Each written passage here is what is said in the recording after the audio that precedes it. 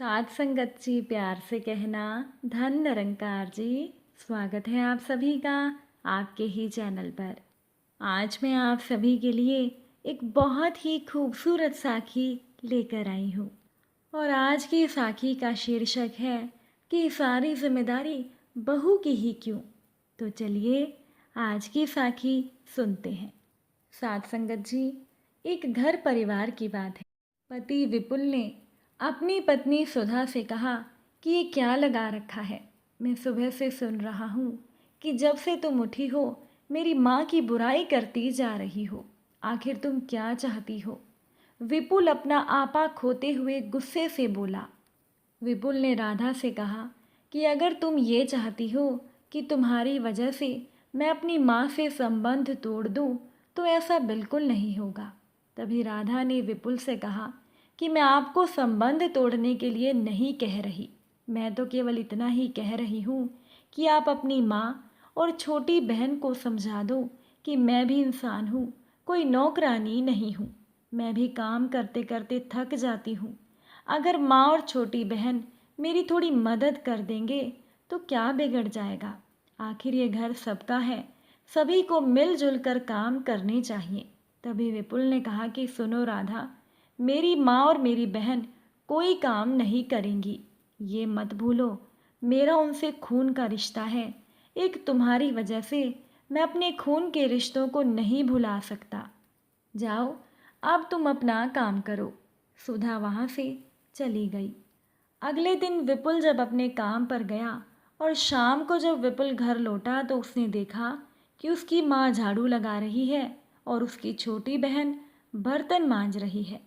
विपुल ने गुस्से से कहा कि ये क्या हो रहा है माँ।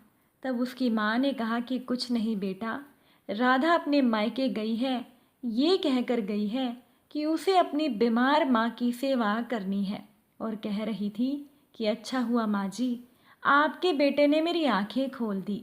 वो कह रही थी कि हम बेटियां भी कितनी पत्थर दिल होती हैं।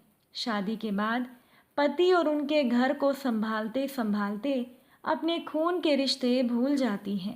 ये भी नहीं सोचती कि खून के रिश्ते पति को ही नहीं, पत्नी को भी नहीं भूलने चाहिए।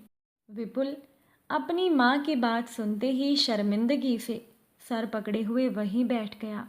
आज उसे पहली बार समझ में आया था कि वास्तव में कई बार बेटियां अपने खून के रिश्तों को भुलाकर बनाए रिश्तों में अपने जीवन गुजार देती हैं और वो रिश्ते जो कभी उन्हें दिल से नहीं अपना पाते। अगले दिन सुबह माँ और छोटी बहन दोनों विपुल के पास गई और कहने लगी कि विपुल बेटा, बहू को जाकर घर ले आओ। विपुल अपनी माँ को देखने लगा कि तभी उसकी छोटी बहन बोल पड़ी कि हाँ भैया, मुझे भी अब एहसास हो गया है कि हमें मिलजुल कर काम करना चाहिए था। भाभी पर अकेले सारा बोझ नहीं डालना चाहिए था। कल मेरी भी शादी होगी, मुझे भी दूसरे परिवार में जाना है। अगर वहाँ मेरे साथ भी ऐसा हुआ तो मुझे कैसा लगेगा। हमने भाभी के साथ बहुत गलत किया। आप उन्हें हमारी ओर से माफ़ी मांगते हुए घर वापस ले आना। कि तभी विपुल की माँ कहने लगी कि बेटा, मैं भी भूल गई थी कि कल मुझे भी और ज़्यादा बुजुर्ग होना है और एक सास ससुर के बुढ़ापे का असली सहारा बहू ही होती है। तो उसे वापस लिया, हम मिलजुल कर काम कर लेंगे। विपुल ने कहा कि जी माँ। ये कहकर विपुल छोटी बहन के सर पर हाथ रखते हुए निकल गया और अपनी पत्नी राधा को मना कर ले आया। साथ संगत जी, अगर आप एक पति हैं तो आपकी पत्नी भी एक इंसान है। उसे भी अपनेपन का एहसास दिलाइए, ना कि उसकी अहमियत एक काम वाली की बनाकर रखने की सोचिए। क्योंकि घर परिवार में सभी का योगदान होना जरूरी है, तभी घर गृहस्थी की गाड़ी सुगमता से दौड़ती है। आखिरकार रिश्ते निभाने से चलते हैं, बनाने भर से नहीं। और सारी जिम्मेदारी केवल बहू की ही नहीं होती। एक बार की बात है कि सरिता के पड़ोस में रहने वाली स्नेहा आंटी फिसल कर गिर गई थी और डॉक्टर ने स्नेहा जी को 2 महीने आराम करने को कहा था। स्नेहा जी की 2 बेटियां और एक बेटा है। उनके तीनों बच्चों की शादी हो चुकी है। स्नेहा जी के बेटा और बहू दोनों ही सरकारी नौकरी करते हैं और दोनों की ही दूसरे शहर में नौकरी है। और स्नेहा जी की बेटियां भी अलग अलग शहरों में रहती हैं और यहाँ केवल स्नेहा जी और उनके पति रहते हैं। स्नेहा जी की बहू भी काफ़ी समझदार और सुलझी हुई है। स्नेहा जी के मुंह से कभी भी किसी ने उनकी बहू की बुराई नहीं सुनी। कि तभी सरिता स्नेहा आंटी से मिलने और किसी प्रकार की मदद की ज़रूरत हो ऐसा पूछने के लिए गई थी कि घर पर स्नेहा जी की बेटी नंदिता ने दरवाज़ा खोला।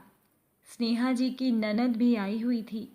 स्नेहा जी की ननद ने स्नेहा जी से कहा कि भाभी, आप तो अपनी बहू की बहुत तारीफ करती थी। देखो वो महारानी ये नहीं कि 2 महीने आपके पास रह जाती। अगर 2 महीने की छुट्टी ले लेती तो क्या हो जाता।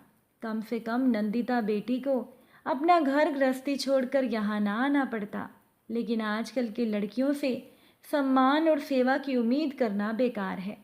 तब अपनी ननद की बात पर स्नेहा जी ने कहा, नंदिता और नेहा की तो मैं माँ हूँ।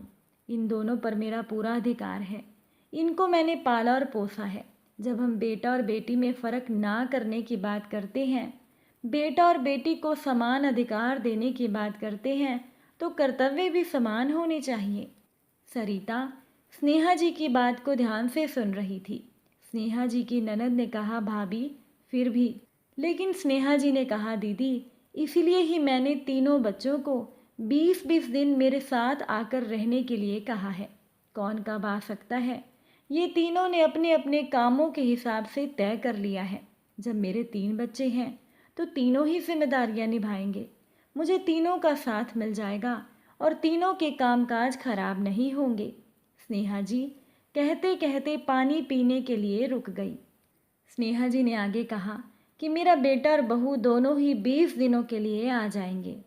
स्नेहा जी ने अपनी ननद से कहा कि दीदी, जब माँ और पिताजी बीमार होते थे तब आपके भैया और मैं ही उन्हें संभालते थे।